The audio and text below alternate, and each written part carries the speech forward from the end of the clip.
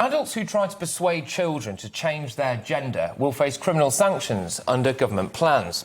From next spring, it will be illegal to convince someone to change their sexuality or gender identity, with extra safeguards to protect adolescents. I think this might be a rare bit of common sense. For too long, I feel like we've suspended logic and biological fact and hurtled headfirst into needless discussions about challenging traditional gender roles and identities. In order to not seem anti-trans, people feel the need to be a bit over the top when it comes to being pro-trans, in my opinion. Some people are born into the wrong body. Some people are attracted to people of the same sex. Some people want to change their sex. And all of those things are obviously fine. But do we really need resources being sold to primary schools for children as young as 5 years old that make them consider whether or not their genitals aren't right for them? It is, by definition, impossible to have that conversation with a 5-year-old and for them to understand it fully. There's no way that you can do that without confusing them. It's impossible. And I would argue that there's just no real need.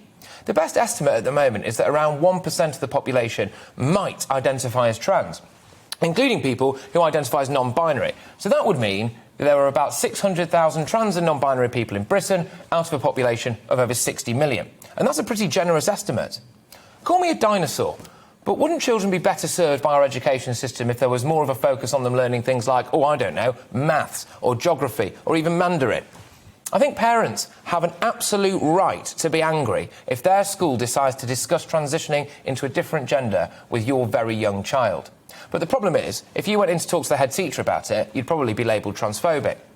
What qualifies a lot of these teachers to have that conversation with your child? What qualifies Dorothy from the art department to talk to your 6-year-old child about whether or not they've been born into the wrong body? Nothing. There are numerous cases in this country of children with autism being prescribed puberty blockers or even having gender reassignment surgery. From what I can see, the notion of changing your gender is often presented to children like a change of clothes or dyeing your hair a different colour. But it's much more serious than that. It can have life-changing and irreversible consequences.